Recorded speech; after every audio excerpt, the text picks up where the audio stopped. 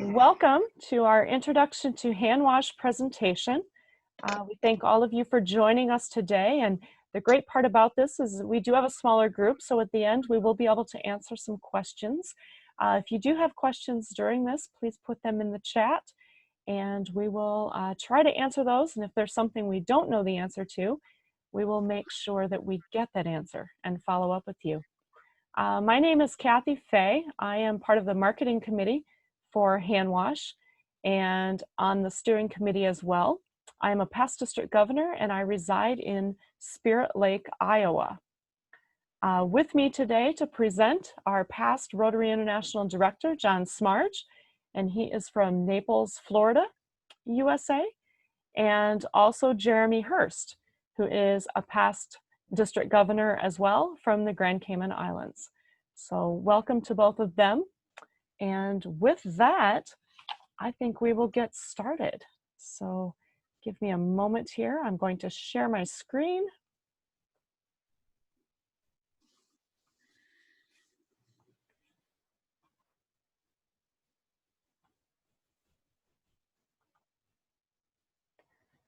Are you able to see the hand wash slide? Yes. Fantastic. So I'd like to begin today with a little bit of a story. As you heard, I'm from Iowa, and just recently I became very involved in the family farm with my brother.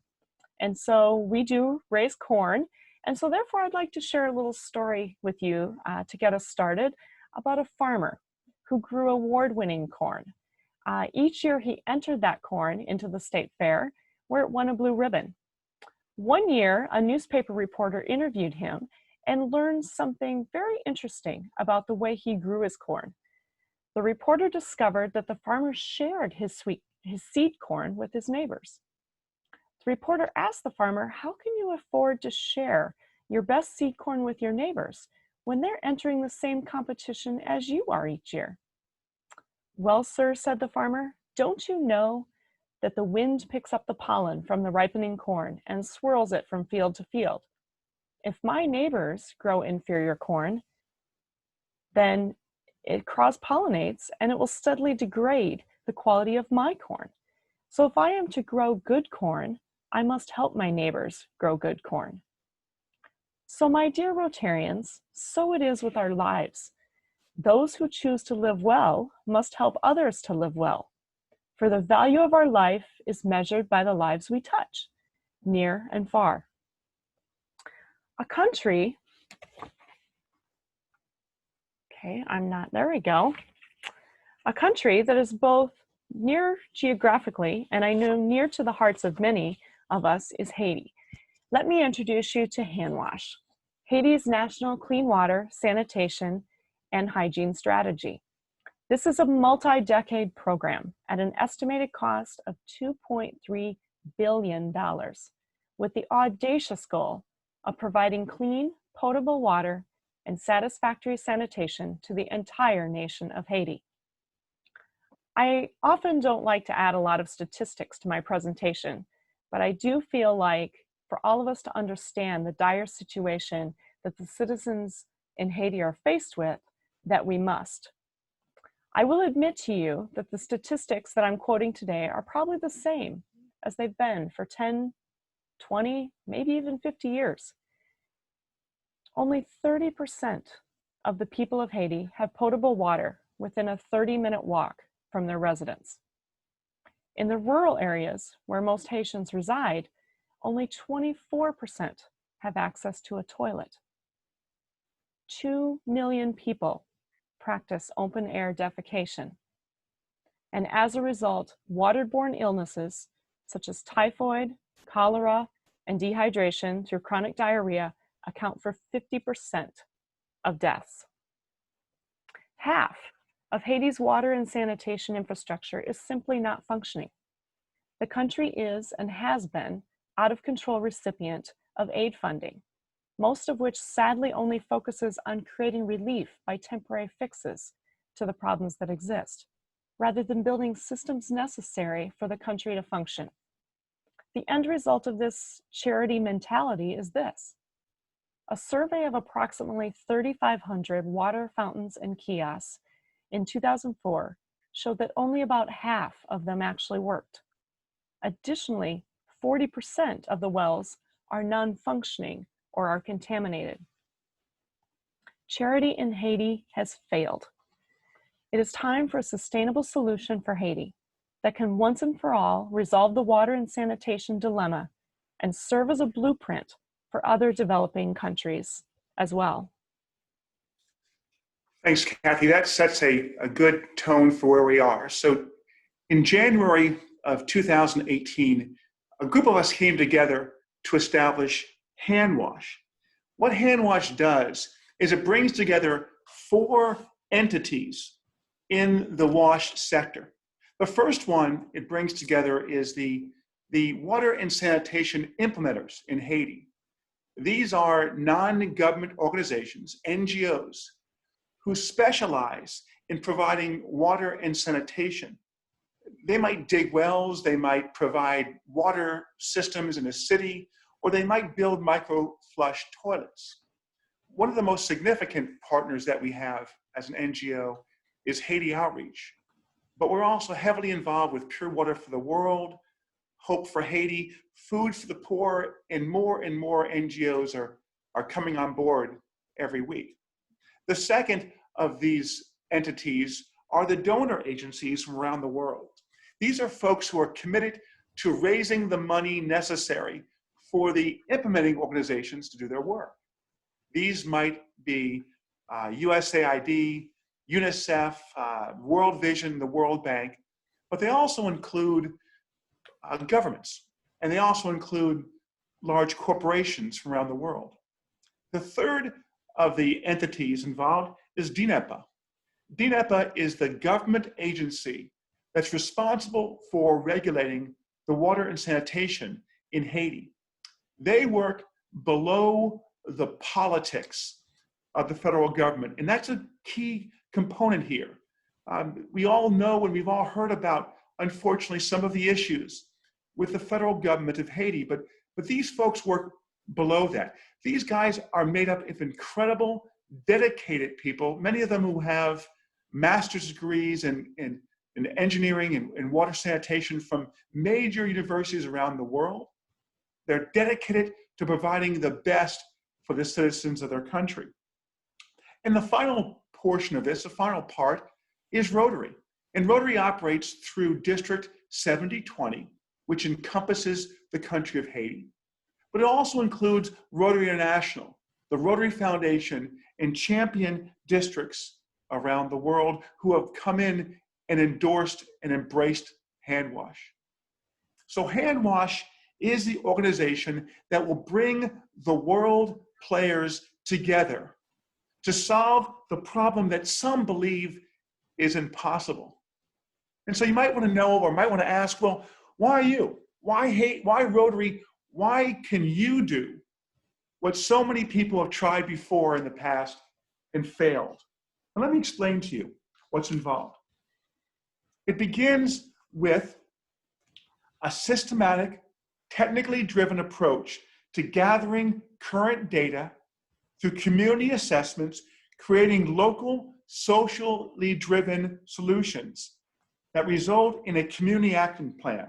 Now, I read that, by the way, but let me explain to you in a more easy way what that means. First of all, let's talk about gathering data. Our on-the-ground operatives, they might be Rotaractors, Rotarians, or members of trusted NGOs, use an app on their phone called M-Water. What they do is they walk up to a water site. It might be a pump, it might be a kiosk or a fountain, or even a stream. They go to their M-Water app and they plug in through satellite imagery and they track where they are. Now through GPS tracking, we know exactly where that water site is. They then check to see if the pump works and mark it as functional or broken. They then get a test kit and right there test the water to see if it's potable or if it's E. coli poison. We know the status of the water sources, every single water source in a given community. We then get our Google Maps and we lay it on top of this water assessment. We can see all of the dwellings within that community, and we know that there are an average of 5.5 people who live in each dwelling. We now know within that community how many people are there, how many people are within 500 meters or 30-minute walk to potable water, which is acceptable.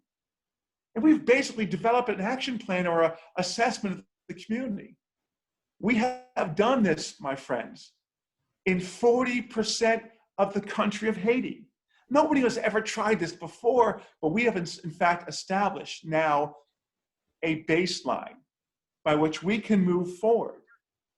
The next thing we do is we create socially driven solutions. There are 144 communes in the country of Haiti. And a commune is basically a city or a community. We talk with the leaders of the community, and here, this is January of this year.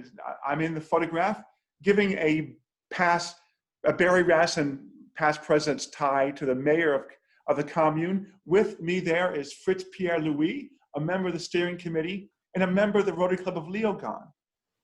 We show them the community assessment plan. You can see right behind me in that photograph, on the wall is that community assessment plan. We talk about what's necessary, and then we ask the mayor and the people of the community, what will you do? What are you going to do to provide clean and potable water to your community? See, we'll provide the engineering study, we'll do the infrastructure, we'll raise the $2.3 billion. But in reality, they're driving this program. It's the local community who's going to take it from there. Now, in each community, we assign a hand wash ambassador. In this community of Cavaillon, it happens to be past District Governor Robert Leger from the Rotary Club of Fahy. They're trusted people who the community can respect and understand. They then meet with the community advocates and they develop a community action plan. Finally, we assure the process embodies the core values of what HANWASH is. This includes sustainability, transparency, accountability, and a thoughtfully managed pay-for-service system. And please understand that very clearly. We are not providing free water to the residents of Haiti. We are providing a pay-for-service systems. This is monumental and has never, ever happened in the country of Haiti before. But we understand very clearly, for us to be successful, we need sustainability. We need both financial and social buy-in by both the community leaders and the residents. And finally, we provide a professional operator, an OP. In the Cavaillon, in this commune, it happens to be a local bank. This bank will collect the funds from the citizens, pass on a small percentage of those funds to the federal government, to DNEPA, so they can do that which they're best at doing, which is regulating. The rest of the money is kept and saved and hold on for future development and for upgrades. Now, does this sound difficult to you? I'll tell you that all of this so far is actually the easy part. The hard part comes with changing culture. Requires cultural change for 3 different groups. The first group are the citizens themselves. To get past a concept, as Kathy mentioned, of charity, but to go to a point of pay-for-service sustainability. The second cultural change is the government. The government at the regional, national, and local basis. For them to understand that for this to go forward, it must be them. They are the ones who are going to take this from this point on. And the third cultural change, and probably the most difficult, are the NGOs. The ones that proliferate the countryside. The ones who, if you ever read the book, Toxic Charity, are the ones who are enabling the citizens of Haiti and causing difficulty for sustainability. Before the earthquake in 2010, there were 4,000 NGOs in the nation of Haiti. After the earthquake, 22,000 NGOs, each of them carving out a little piece of Haiti. Most of them not taking on a mindset of what is best for the nation as a whole. Now, I both love and hate this photograph. It was taken in January when the three of us on the screen were in Haiti for our meeting. We went to a school in Lacaille, and the Lacaille Rotary Club was sharing with us how they just purchased desks and benches for a school. And this is sitting out the side of the school. So we walk out there, and here there is a pump. Built about 3 years ago, it doesn't work, it's broken. On the platform, you'll see is a lawnmower. It doesn't work. But crazy, the biggest thing here is if you look north of the pump, that white and blue building is a water kiosk connected to the city water system that doesn't work. So rather than fix what's existing, some NGO, it may have been a church group, a local NGO, it may have been a Rotary Club, spent $20,000 to fix the pump rather than fix the system there.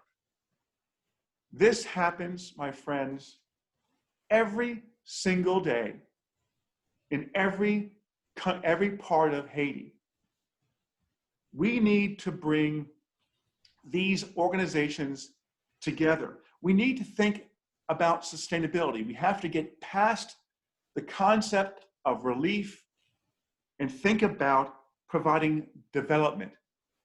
Ladies and gentlemen, Haiti needs HANWASH. Thanks, John, and good morning, everyone. Haiti needs HANWASH, and HANWASH needs you. So how can you help? First, we're currently writing our second Rotary Foundation Global Grant for our pilot project in Cavaillon. The grant is for $380,000 United States dollars and is in need of additional funds right now. We'd love if you could support this grant. Secondly, we estimate that it will take about $2 million to complete our projects in Cavaillon and each of the other 144 communes. About 10 to 20% of that will be accomplished through Rotary Foundation grants, but the remaining will be funded through partnering with other large donor agencies. In most cases, they require that we match their funds, so we're collecting our side of the match through contributions to our HANWASH Donor Advise Fund, and we've recently established as well a 501c3 HANWASH Inc. in the United States. And by the way, past Rotary International President Barry Racine will be the chair of that, along with a tremendous board. And I can provide anyone in these details of that and wishes to support us there, and we'll let you have that information if you just ask. Thirdly, your club may wish to sponsor the drilling of a well and installation of a pump. The cost of this is $20,000 United States dollars and includes funds for its sustainability, very importantly. But although we want your money, there's something more value to us, and that's your advocacy. So within your sphere of influence, you may know people who can help HANWASH. Maybe it's you. It might be a church group or a local NGO who's currently operating in Haiti. Introduce them to us. We don't want to compete with them. That's very important. We want to assist with them, work alongside them. And we can utilize their skills and add our core values, Rotary-based ones, and resources to serve Haiti better. You might know an engineer or a water expert, for example, or someone who wishes to become a major donor. Let us speak with them. So let me offer some final thoughts on behalf of John, Kath, and the full HANWASH team. You saw the photo of our January meeting with the mayor and community leaders in Cavaillon, our first pilot commune.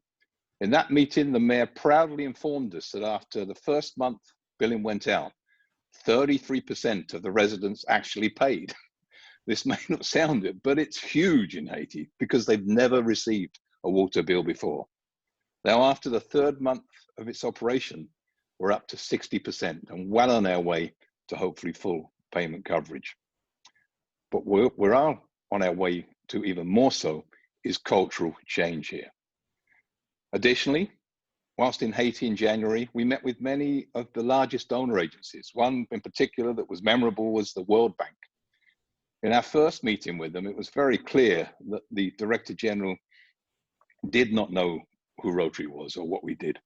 He asked, "How long will you be here with your project?" You see, he's accustomed to witnessing any of the 22,000 NGOs come in with freshly raised contributions, complete a project like the now broken pump in Lake Hai, and leave. We explained we are Rotary. We don't do projects, we conduct programs, and we will be done when we're done. When every man, woman, and child in Haiti has access to clean, potable water, then we'll be done. In fact, if you think about it, we have a proven track record as an organization of doing this. Think back some 35 years when a group of Rotarians in the Philippines had the audacious goal, a similarly audacious goal, of eliminating polio in their country. Here we are, still at it, and we will remain at it until we see the very last case when the world is polio free.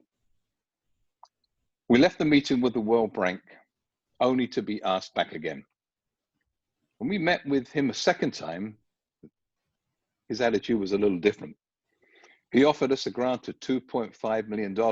Now, $2.5 million is a lot of money, of course, but not a lot against the 2.3 billion total cost that we predict for HANWASH. But what was significant is that he got it. He understood who we are. We are Rotary. We're about integrity, transparency, sustainability, and impact. My fellow Rotarians, this is indeed an audacious goal, but no one, and I mean no one, could take this on but Rotary, and we will prevail. I will end as Kath began. Those who choose to live well must help others to live well, for the value of our life is measured by the lives we touch near and far.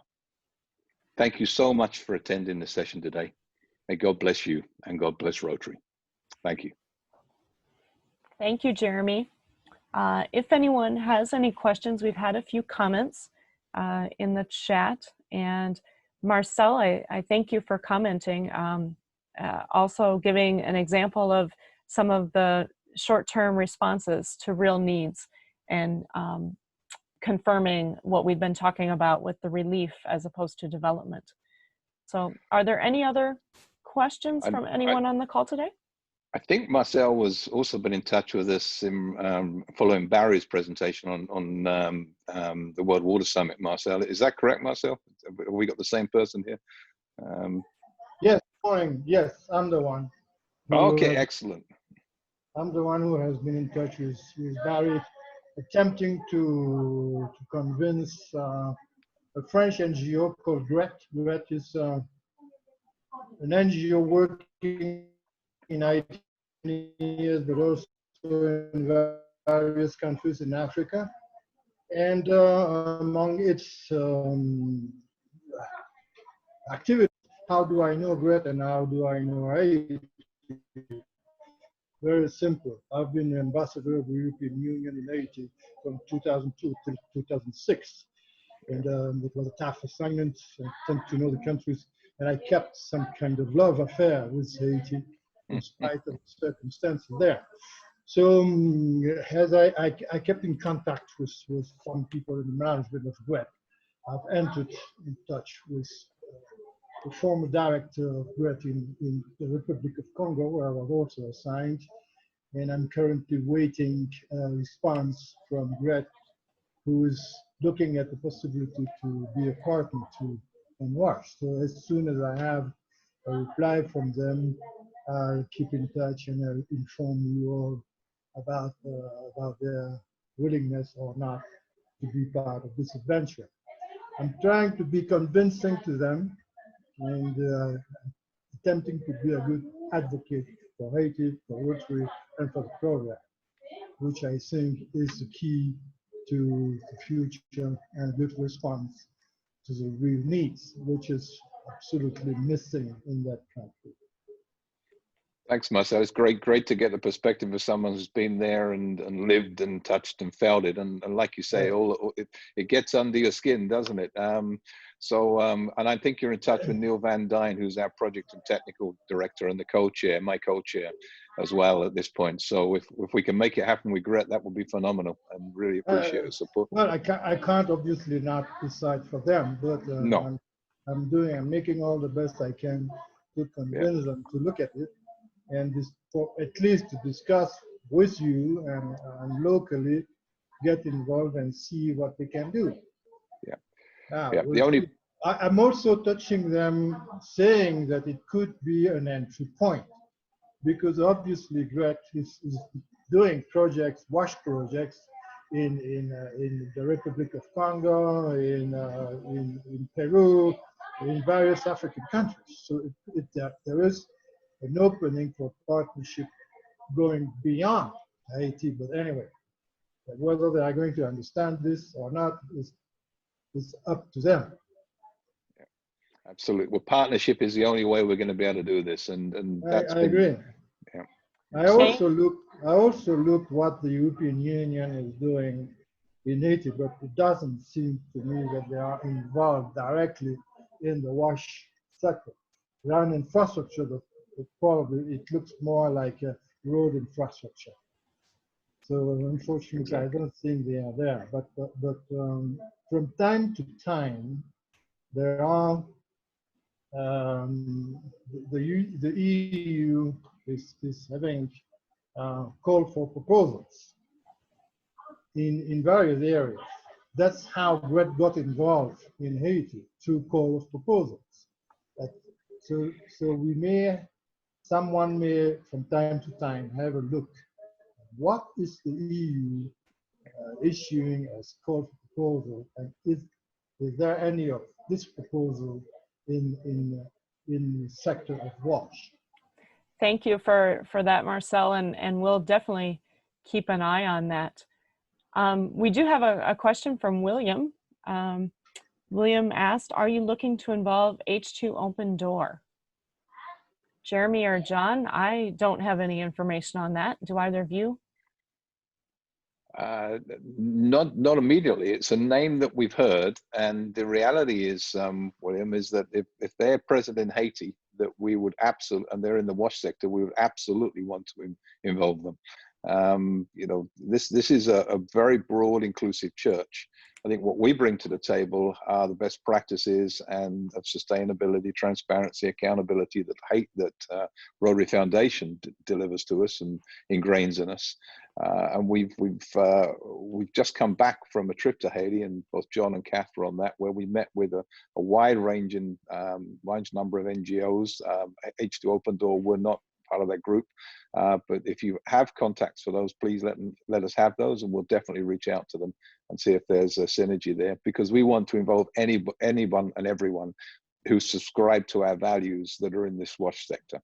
And when I say subscribe to our values, I mean, John touched on it earlier. You know, we really want to move away from the toxic charity concept that unfortunately has held Haiti back, and move towards a pay-for-service sustainable solution. John, I don't know if you want to add anything to that. Jeremy, I would say that if anyone does have the relationships already and would like to contact us, an easy way to get to us is through me. And if you see my name on the screen, my email address is john.smarge@rotary.gov, rotary.org, excuse me, john.smarge@rotary.org. So it's once to me, I will pass it on to that person within our steering committee who can best connect with you. So we'd love to have your input. Thank you. Any other questions? Alberto, go ahead. Thank you. We have started a program starting in 2011, just after the earthquake in the south of Haiti, in the territory of Lekai, with the support of the Rotary Club Kai. And we launched the program for an overall cost of 1.5 million US dollars. And we provided water to all the population, the rural population. And we built an aqueduct and 50 public fountains. There, we also accomplished what John just said. People is paying for the private supposed supply of water, $1 per month. And they pay, 97% of these people pay for the service. So they have money to maintain the aqueduct and the fountain. And this was arranged within the organization of the DNEPA, and we arranged the population to elect a local committee named CAEPA, who is taking care of the fountains and the line. But of course, the program that is named Aqua Plus just started with water supply, and we went further, educating local population to the proper use of water for the cultivation, to improve the agricultural techniques. And then we arranged a sort of, let's say, commercial activity of their own product. So they have also a structure that was built by us to transform the agricultural products and providing some input from the commerce of these products. So this program has been accomplished this year, and so after almost 10 years, and we are now facing the problem of the contamination of the cultivation by the fungi that produce aflatoxins that make the rural products not available for the commerce. So now we are training people there, and they have now a laboratory to control the contamination by aflatoxins. So this means that providing water is just the starting point for the evolution of the local population.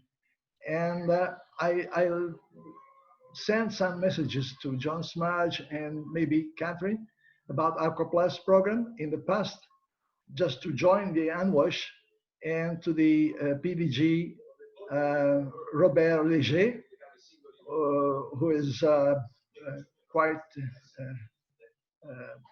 let's say, he knows us very, very well. He's well acquainted with us. And we presented the program at his district conference 2 years ago in Port-au-Prince. So take into account that we have this best practice already accomplished there, and this is a good model for what you are doing with the HANWASH program. It's exactly the same thing. I've seen the project, Alberto. When I was district governor in District 7020, which includes Haiti, in 2013, I spent about 6 weeks in Haiti and a lot of time in Les Cayes, and they're absolutely proud of their project, and they should be. It's a phenomenal project. And many of the best practices that we're taking into HANWASH have come through past District Governor Robert and Rotary Club of Les Cayes, which, as you know, is a tremendous Rotary Club and does tremendous work in the whole of Southern Haiti. And I'm so happy for the work you've done down there. We're absolutely seeing the results. And the knock-on effect into other areas is something that we see as a major opportunity with HANWASH as well. We want to make sure that it has an effect on the economy, on people's social lives, on education and health generally, right the way through. And I think that's a great example. May I suggest the next target for the HANWASH? We are taking the preliminary steps for a further program in the Ile de la Gonave. Okay. The big island is just in front of Port-au-Prince. Yeah, I know. It is very arid soil and territory. There are about 150,000 people that are really a starving population. They have almost no water, but we have found some wells there. And now we are starting to provide all the necessary things to pump this water to the surface and provide to the local agriculture. But we need some support, and HANWASH program could be really a great support for that program, because that island is forgotten somewhere, and people doesn't take care of that island, and it should be considered in the HANWASH program too. Absolutely. Well, maybe we should set up a separate call on this, Alberto, with our team and see how we can come together and provide the support you need there. That's really exactly the model HANWASH wants to adopt. Yeah, John. What district are you in, Alberto? 2041, Italy. Where in Italy? Milan. Oh, so you know my best friend Elio. Yes, sure. I stayed at Elio's house. Exactly the same district. Yeah. He and I were RI directors together. Okay, so you know him very well. Oh, thank you very much, Alberto. William did make a comment that H2 Open Door does have a booth in the House of Friendship, and he has provided that link, as well as he completely agrees with people paying for service. How will we provide a similar payment system over the whole country, and what are we doing about sewage? John, Jeremy? Great question on the payment system. Unfortunately, Haiti does not have a national structure or a functional national structure in the same way many countries do. So our solution here is to make sure that we get the buy-in at a local level. And as we indicated in Cavaillon, for example, we've appointed an operator who is effectively the local bank. They have obviously they have the structure in place to deliver bills and raise invoices and collect and hold money. They have the capability to do that and the experience in doing that, where very few people do. So in that situation, we will be using that particular operator. It may be that in the next town, it could be a local bank, it could be someone else. We just need to go locally where those strengths are. If we try to put a national system in now, it probably won't succeed, because that national structure and system just doesn't exist. And frankly, as you know, Alberto, and others who spend time in Haiti, it's a dysfunctional government structure on a national scale. So that's what we're doing here. We're trying to not only in the short term find solutions, but longer term, we want to build capacity within DNIPA. And potentially part of that capacity would be some sort of national system, not only regulates, but manages the structure, the water system structure we're building. And at that point, maybe we can move towards a national payment system of sorts. But right now, we need to make sure that we do this locally, because it's the only way in which it's sustainable. I think there was another part to the question there. What are we doing about sewage? What are we doing about sewage? Well, it's one of the major problems, and hygiene is a massive challenge. 20% of Haiti's population, most of which are rural, it's actually more than 2 million out of 10 million, 2 million out of 11 million. We know practice open air defecation regularly. So this is something that we are focusing on as part of an overall hygiene program from an education. So first of all, we're starting to work with government to bring in programs that teach good hygiene and teach good sanitation. So that's a start point. And we've been doing that recently with COVID, where we've put wash stations with hand soap. The sewage aspect itself is a massive challenge, because from an infrastructural point of view, once again, Haiti doesn't have that infrastructure there. Sewage treatment plants just don't exist, and the other occasions that they do, they're not operating properly, or they fail for the same reasons that a well fails. It's just not sustainable. So this is a big challenge. Our primary focus initially is going to be clean water and sanitation alongside that, but we certainly hope as we move HANWASH on, sewage will be something we're able to focus on as well as we move forward. John? If I can add a couple of things, one of which is there are a few water treatment plants currently in Haiti, but they're always connected with a school or a hospital.